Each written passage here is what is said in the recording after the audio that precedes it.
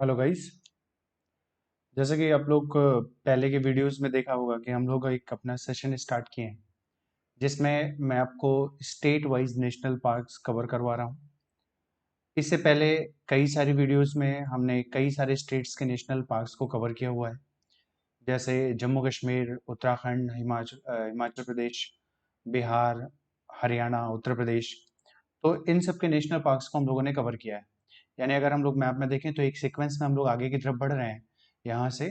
यानी इनको कवर करते हुए, इन सभी नेशनल स्टेट्स के नेशनल पार्क्स को कवर करते हुए, आज हम लोग इस वीडियो में जो नेशनल पार्क्स को कवर करेंगे वो है राजस्थान का नेशनल पार्क। यानी अगर हम लोग एक सीक्वेंस में बढ़ते हैं तो अब इस वीडियो में हम लोग राजस्थान के नेशनल पार्क्स के बारे में डिस्कस करेंगे।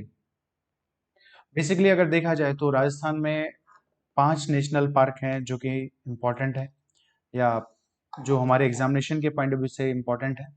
सबकी अपनी अलग अलग खासियत है और इसलिए हमें उन पांचों नेशनल पार्क को लोकेशन वाइज जो है ध्यान में रखना है। ये चीज़ आपको इस वीडियो के माध्यम से क्लियरली समझ में आ जाएगा। तो यहाँ पे आप लोग देखो कि ये इधर इंडिया का मैप आपको दिखाई पड़ रहा है और ये जो है ये राजस्थान का पॉलिटिकल मैप है। यानी राजस्थान के डिस्ट्रिक्ट्स आपको यहाँ पे क्लियरली दिखाई पड़ रहे हैं। और जो हम लोग पहला नेशनल पार्क कवर करने जा रहे हैं उसके लिए आपको ये 2 डिस्ट्रिक्ट ध्यान में रखना है, जिसमें एक डिस्ट्रिक्ट है जैसलमेर और दूसरा जिला जो है वो बाड़मेर। ठीक है, बाड़मेर या बाड़मेर, ठीक, और जैसलमेर, ये 2 डिस्ट्रिक्ट्स हैं। और ये दोनों जिले ऐसे हैं जो कि राजस्थान के वेस्टर्न पार्ट में लोकेटेड हैं और ये थार डेजर्ट का एरिया है।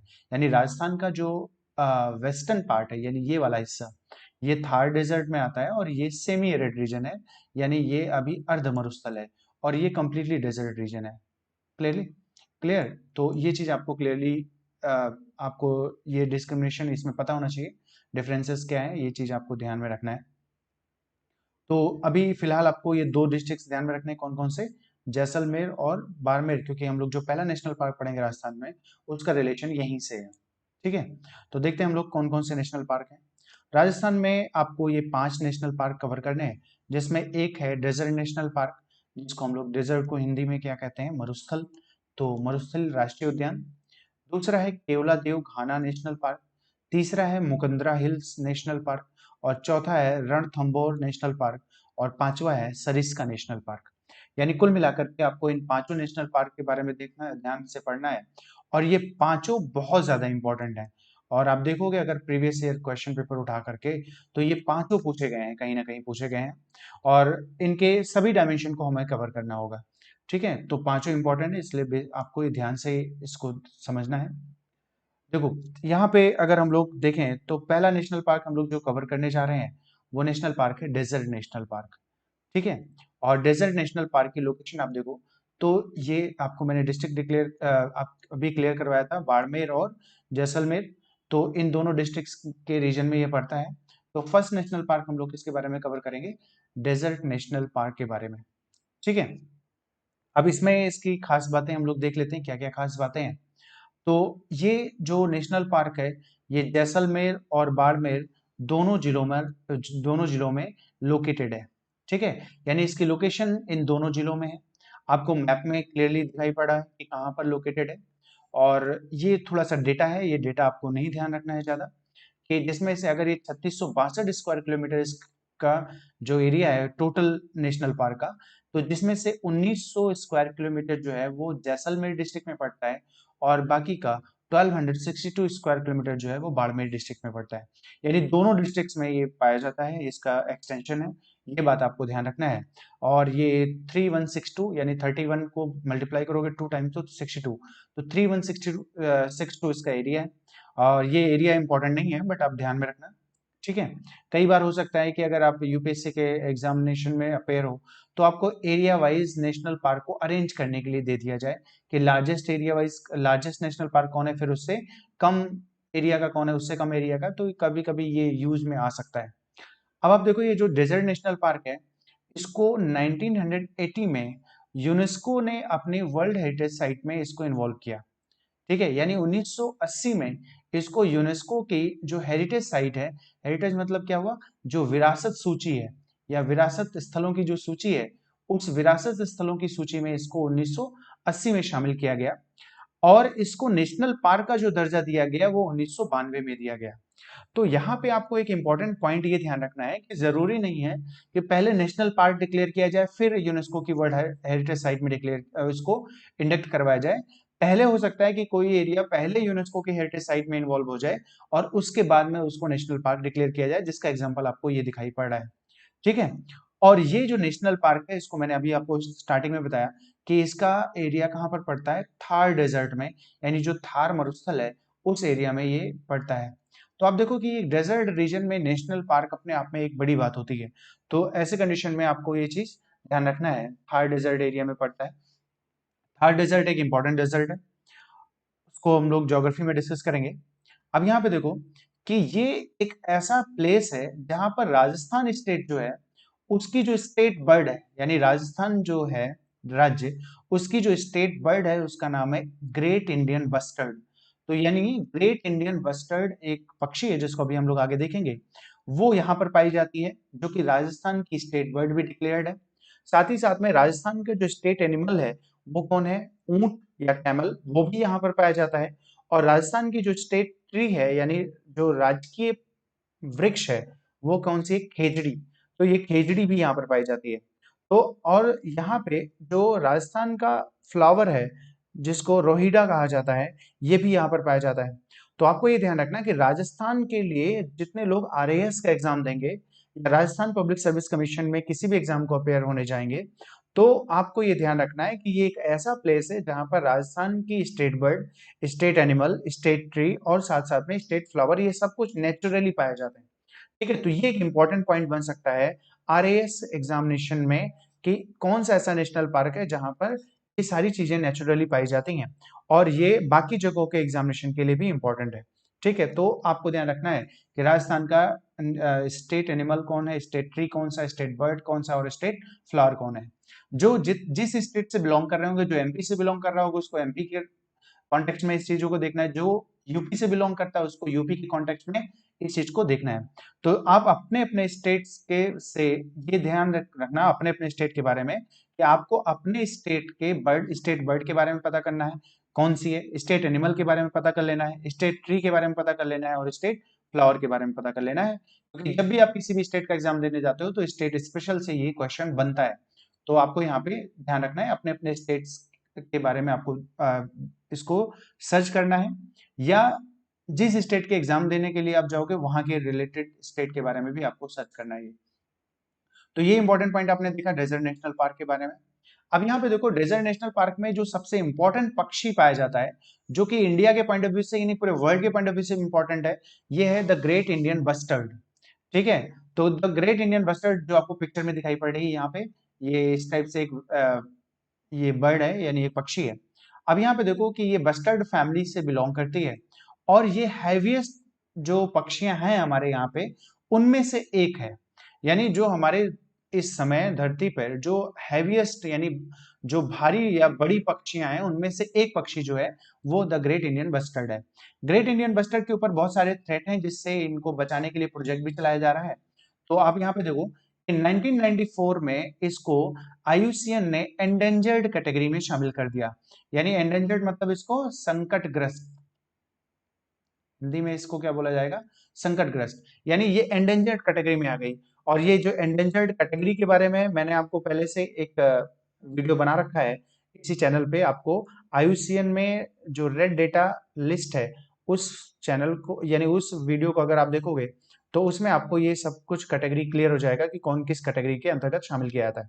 तो आप यहाँ पे ध्यान रखना है कि 1994 में इसको एंडेंजर्ड कैटेगरी में शामिल कर दिया गया है। और इसको बचाने के लिए 2012 में गवर्नमेंट ऑफ इंडिया के द्वारा प्रोजेक्ट बस्टर्ड जो है उसको लॉन्च किया जा रहा है।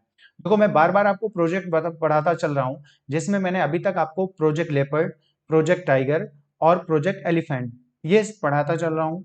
ठीक है। 29 ऑफ जुलाई जो है वो इंटरनेशनल टाइगर डे होता है, जो कि मनाया जाता है।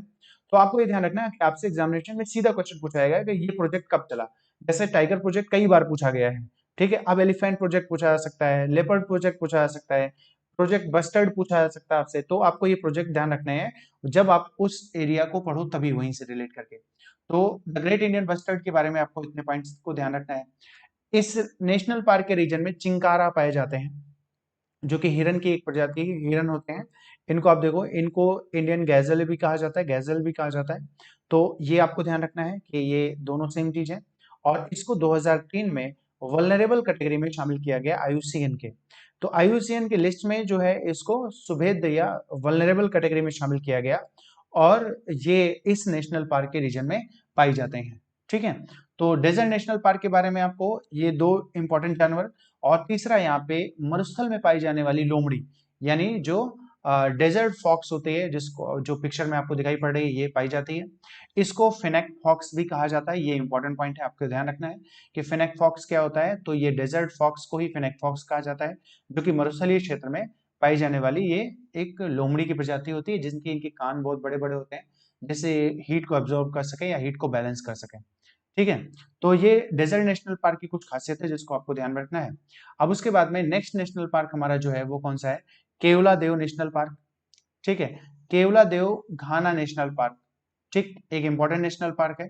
और ये भरतपुर एक जिला है राजस्थान का, वहां पर है। तो इसके बारे में हम लोग कुछ पॉइंट्स देख लेते हैं। सबसे पहले कि इसको पहले भरतपुर पक्षी अभ्यारण्य या भरतपुर बर्ड सैंक्चुरी कहा जाता था। तो इसे भरतपुर पक्षी अभ्यारण्य भी कहा जाता था पहले। ठीक है, इसको नेशनल पार्क डिक्लेयर किया गया 10 मार्च 1982 में। ठीक, यानी 1982 में इसको नेशनल पार्क डिक्लेयर किया गया, और उसके बाद में इसको वर्ल्ड हेरिटेज साइट की कैटेगरी में शामिल कर दिया गया। एक चीज आपको ध्यान रखना, मैंने आपको पहले वीडियो में भी बताया है कि जिन जिन नेशनल पार्क को वर्ल्ड हेरिटेज साइट में शामिल किया गया है, वो सबसे ज्यादा आपके लिए इंपॉर्टेंट है।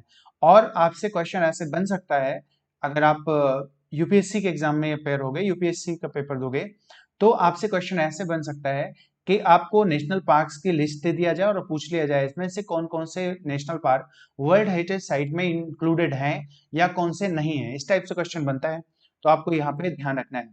ये जो केवलादेव घाना नेशनल पार्क है, ये वास्तव में अगर देखा जाए तो ये पक्षियों के लिए पैराडाइज है, यानी ये पक्षियों के लिए एक बहुत अ, अनुकूल प्लेस है, जहां पर बड़ी मात्रा में पक्षियां आती हैं।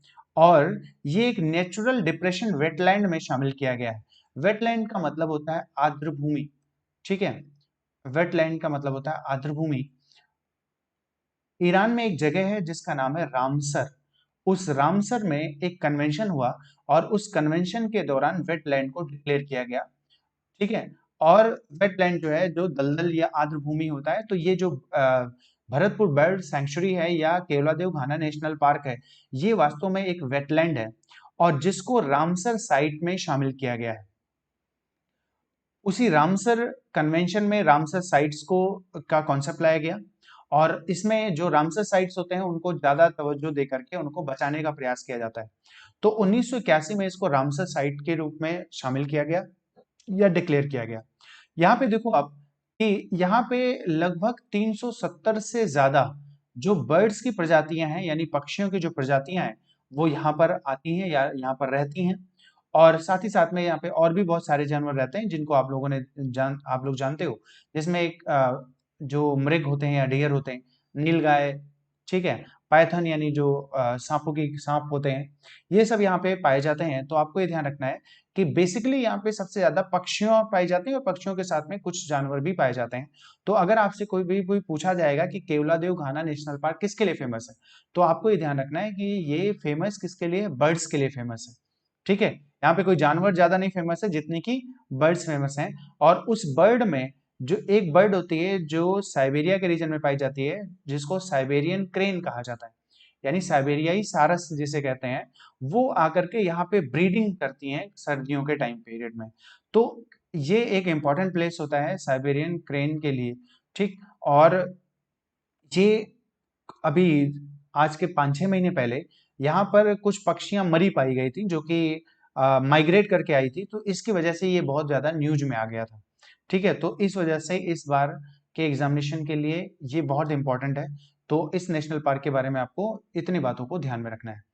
अब यहाँ पे देखो जो साइबेरियन क्रेन है या जो साइबेरियाई सारस है, वो आपको ये पिक्चर में दिखाई पड़ रही है। और आपको ध्यान रखना है कि इसको साइबेरियन व्हाइट क्रेन भी कहा जाता है, यानी साइबेरियाई सफेद सारस भी कहा जाता है, और इसको स्नो क्रेन भी कहा जाता है। अगर आप इसको देखो तो बिल्कुल व्हाइट दिखाई पड़ रही है, स्क्वायर से इसको स्नो क्रेन भी कहा जाता है। और आईयूसीएन की लिस्ट में इसको क्रिटिकली एंडेंजर्ड में शामिल किया गया है, यानी ये बहुत ज्यादा संकटग्रस्त है। एक होता है एंडेंजर्ड और एक होता है क्रिटिकली एंडेंजर्ड। तो एंडेंजर्ड का मतलब है कि ये संकटग्रस्त तो है, लेकिन क्रिटिकली एंडेंजर्ड एंडेंजर्ड से ज्यादा उस पर ध्यान देने की बात को बताता है कि अगर बिल्कुल ध्यान नहीं दिया गया या ज्यादा हम लोग अलर्ट नहीं हुए तो ऐसे कंडीशन में इनकी संख्या बहुत तेजी से घट सकती है। तो क्रिटिकली एंडेंजर्ड कैटेगरी में है, ये पॉइंट आपको ध्यान रखना है। और ये ध्यान रखना है कि जिन लोगों को यूपीएससी प्रीलिम्स देना है वो एक जानवर या एक पक्षी के बारे में यूपीएससी हर बार प्री में पूछती है, तो आपको ये ध्यान रखना है कि ये पूछा जा सकता है। ठीक है, साइबेरियन क्रेन, और इस बार चूंकि इनमें कई सारे जानवर मरे, यानी कई सारी पक्षियां मरी पाई गई थी यहाँ पे, इस वजह से ये इंपॉर्टेंट है। उसके बाद में एक और पक्षी पाया जाता है यहाँ पे जिसको हम लोग बोलते हैं पेंटेड स्टॉर्क। ठीक है, ये आपको पिक्चर में दिखाई पड़ रही पेंटेड स्टॉर्क। ये आईयूसीएन की जो कैटेगरी है उसमें नियर थ्रेटेंड है। तो ऐसे में आपको ध्यान रखना है कि इनको भी खतरा हो सकता है अगर इन पे ध्यान नहीं दिया गया तो। ठीक है, तो केवलादेव घाना नेशनल पार्क के बारे में आपने देखा कि ये भरतपुर रीजन में स्थित है। ठीक है, अब उसके बाद में अगला जो नेशनल पार्क है वो है मुकुंदरा हिल्स नेशनल पार्क, जो कि राजस्थान का एक डिस्ट्रिक्ट है कोटा। उस कोटा राजस्थान के डिस्ट्रिक्ट में ये लोकेटेड है। ठीक, अब देखो यहाँ पे कि ये जो मुकुंदरा हिल्स नेशनल पार्क है, यहाँ पे पहले 3 वाइल्ड लाइफ सेंचुरीज थी, आज भी हैं। इनका नाम देखो तो एक है दर्रा वाइल्ड लाइफ सेंचुरी, दूसरी है चंबल वाइल्ड लाइफ सेंचुरी, और तीसरी है Jawahar Sagar wild life sanctuary. यहाँ पे देखो ये तीनों इंपॉर्टेंट है। दर्रा वाइल्ड लाइफ सेंचुरी ये इंपॉर्टेंट है आपको नाम से, क्योंकि दर्रा जो यहाँ पे वर्ड यूज किया गया है वो वही दर्रा वर्ड है जो हम लोग पास के लिए यूज करते हैं। तो दर्रा वाइल्ड लाइफ सेंचुरी। दूसरा चंबल, हमारे यहाँ पे एक नदी है तो Chambal wild life sanctuary, Chambal उस नदी के नाम पे रखा गया है। और जवाहर सागर चंबल नदी पर बनाया जाने वाला एक डैम प्रोजेक्ट है, तो उसके नाम पे यानी Jawahar Sagar wild life sanctuary भी है। तो Jawahar Sagar wild life sanctuary भी है और जवाहर सागर जो है एक डैम भी है, तो आपको यहाँ पे ध्यान रखना है, यानी बांध भी और ये दोनों। तो इसमें जो दर्रा वाइल्ड लाइफ सेंचुरी है इसी को बेसिकली इसी को सेंटर मानते हुए इसको 2004 में नेशनल पार्क डिक्लेयर कर दिया गया, और फिर इसका नाम रखा गया मुकुंदरा हिल्स दर्रा नेशनल पार्क। अब यहाँ पे आपको ध्यान रखना है कि ये नेशनल पार्क के साथ साथ में ये तीनों वन्य जीव अभ्यारण्य या वाइल्ड लाइफ सेंचुरीज के नाम भी आपको अपने दिमाग में बिठा के रखना है, ये भी पूछा जा सकता है। तो हो सकता है मुकुंदरा हिल्स नेशनल पार्क ना पूछ के आपसे दर्रा नेशनल पार्क पूछ ले। ठीक है, तो ये भी इंपॉर्टेंट हो सकता है दर्रा नेशनल पार्क, क्योंकि दर्रा नेशनल पार्क बेसिकली कहीं पर यूज नहीं किया जाता। तो आपको ध्यान रखना है कि दर्रा नेशनल पार्क का रिलेशन भी मुकुंदरा हिल्स नेशनल पार्क से ही है।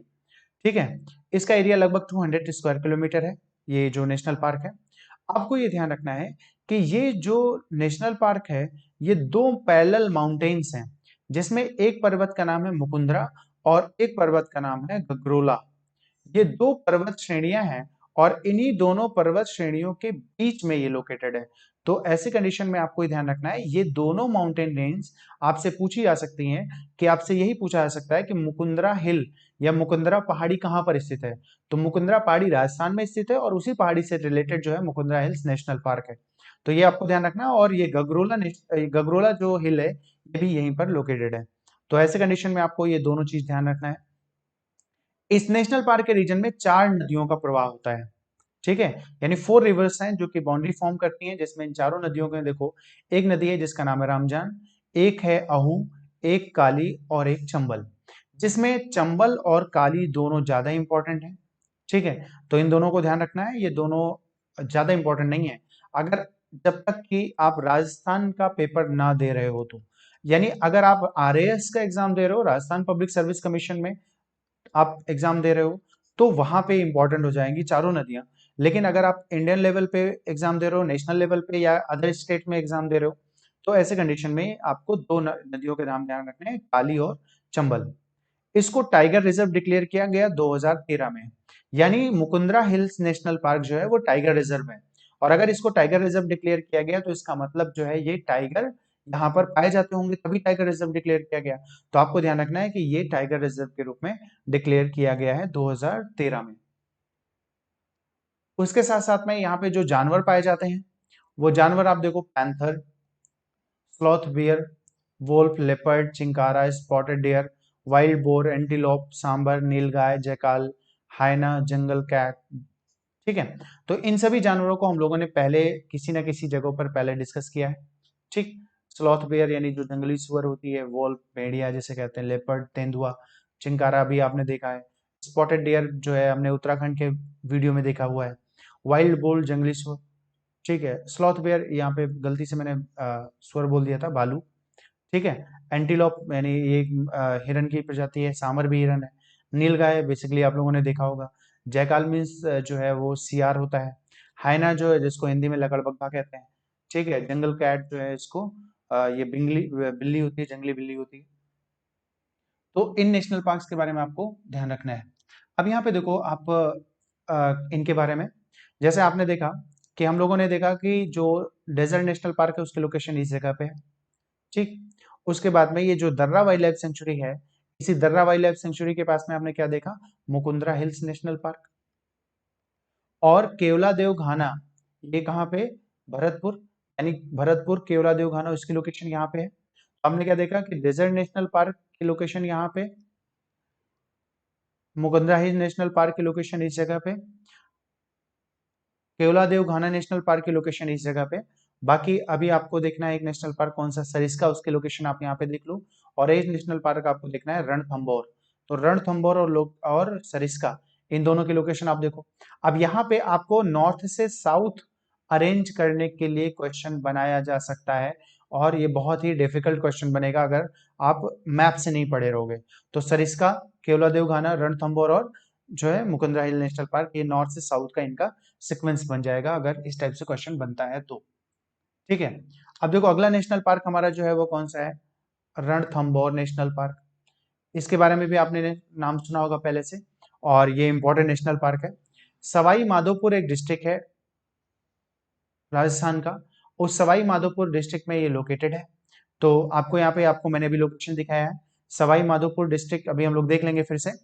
तो सवाई माधोपुर डिस्ट्रिक्ट में ये लोकेटेड है। उसके बाद में इसका एरिया लगभग 392 स्क्वायर किलोमीटर एरिया है। और इसके आसपास में जो सेंचुरीज हैं, उसके सेंचुरीज का नाम आपको ध्यान रखना है कि मानसिंह सेंचुरी और कैला देवी सेंचुरी। ये दोनों सेंचुरीज को आपको ध्यान रखना है कि ये दोनों सेंचुरी अगर कभी भी क्वेश्चन बनता है तो इसका रिलेशन आप रिलेट कहाँ से करोगे, रणथंभौर नेशनल पार्क से रिलेट करना है आपको। इसलिए ये दोनों ध्यान रखना है सेंचुरीज को। रणथंभौर नेशनल पार्क जो है इसको टाइगर रिजर्व डिक्लेयर किया गया, यानी ये टाइगर रिजर्व भी है, और इसको नेशनल पार्क डिक्लेयर किया गया 1981 में। ठीक है, यानी इसको पहले टाइगर रिजर्व डिक्लेयर किया जा चुका था 1973-74 में, और फिर उसके बाद में 1981 में इसको नेशनल पार्क डिक्लेयर किया गया। तो पहले टाइगर रिजर्व डिक्लेयर हुआ और उसके बाद में इसको नेशनल पार्क के रूप में डिक्लेयर किया गया। ठीक है, और प्रोजेक्ट टाइगर के अंतर्गत टाइगर रिजर्व हम लोग डिक्लेयर करते हैं, जिसको मैंने आपको प्रोजेक्ट टाइगर वाले वीडियो में पूरा डिटेल में बताया हुआ है। यहाँ पे कुछ और भी जानवर पाए जाते हैं, जैसे बंगाल टाइगर, टाइगर प्रोजेक्ट अगर यहाँ स्टार्ट किया गया है तो टाइगर पाया जाएगा। यहाँ पे तेंदुआ भी पाए जाते हैं, हाइनास भी पाए जाते हैं, सांबर डियर पाए जाते हैं, चीतल, नीलगाय। तो ये सारे जानवर जो हैं वो हिरन की प्रजातियां हैं लगभग। ठीक है, तो आपको यहाँ पे ध्यान रखना है कि ये बंगाल टाइगर और लेपर्ड के लिए फेमस है।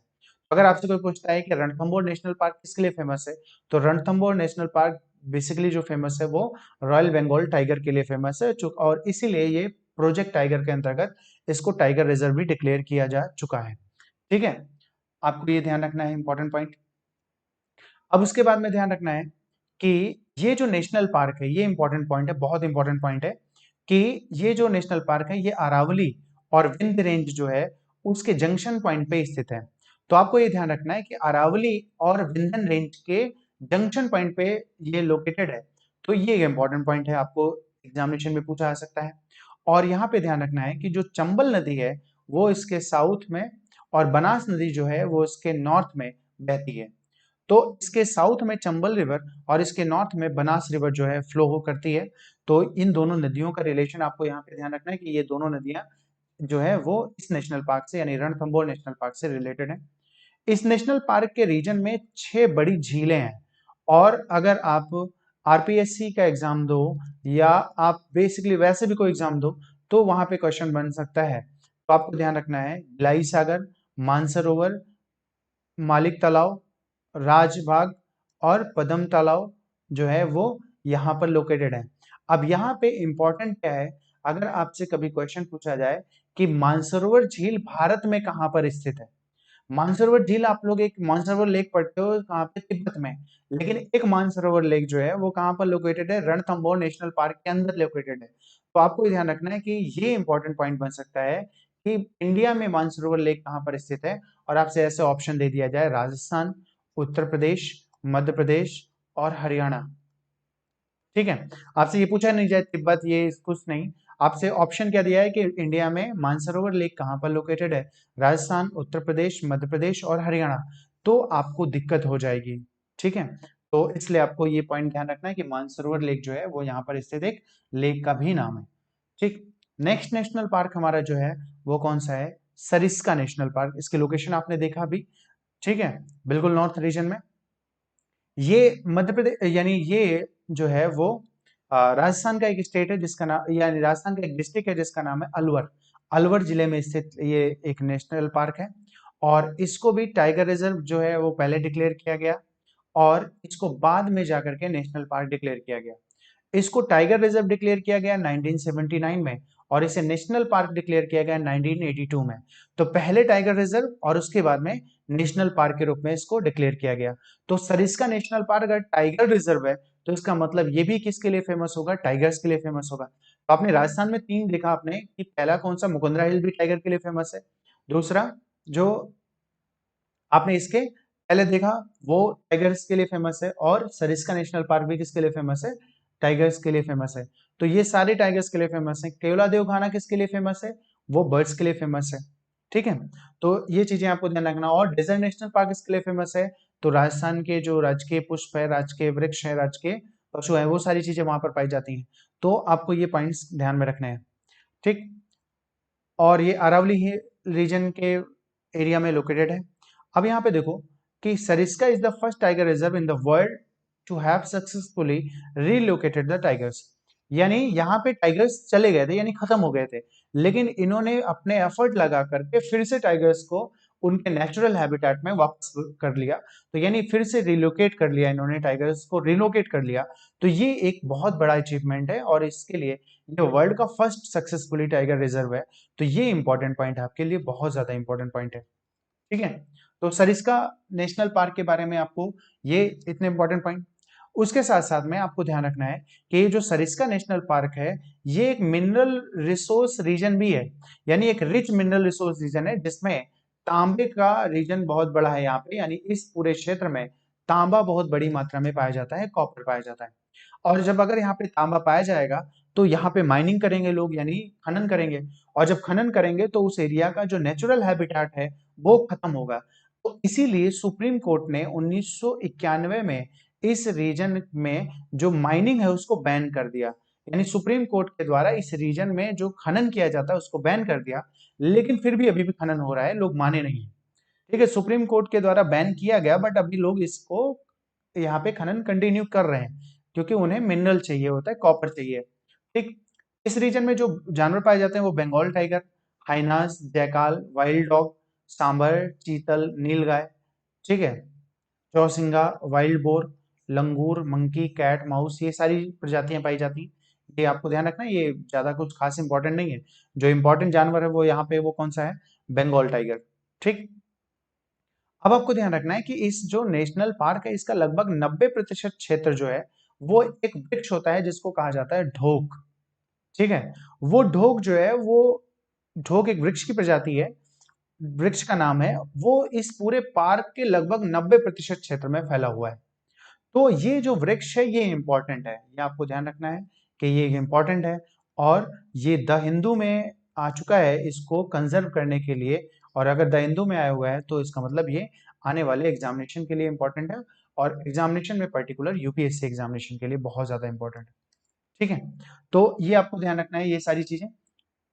उसके बाद में आप देखो यहाँ पे ये जो ढोक ट्रीज होते हैं, ये द हिंदू का ही पिक्चर मैंने लिया है यहाँ पे, द हिंदू में ये पिक्चर निकला हुआ था। तो ये ढोक ट्रीज होते हैं जिसको आप देखो, इसको बटन ट्रीज भी कहा जाता है, ठीक है। यानी बटन ट्रीज इसलिए कहते हैं कि उसके इसका जो फल होता है वो फ्लैट होता है, गोल गोल फ्लैट होता है, इसलिए इसको बटन ट्री भी कहा जाता है। तो आपसे यहां से क्वेश्चन पूछा जाएगा कि बटन ट्री कहाँ पर पाया जाता है, ये इसका साइंटिफिक नेम है, ये आपको ध्यान रखना है। बटन ट्री कहाँ पे पाया जाता है ये आपको ध्यान रखना है।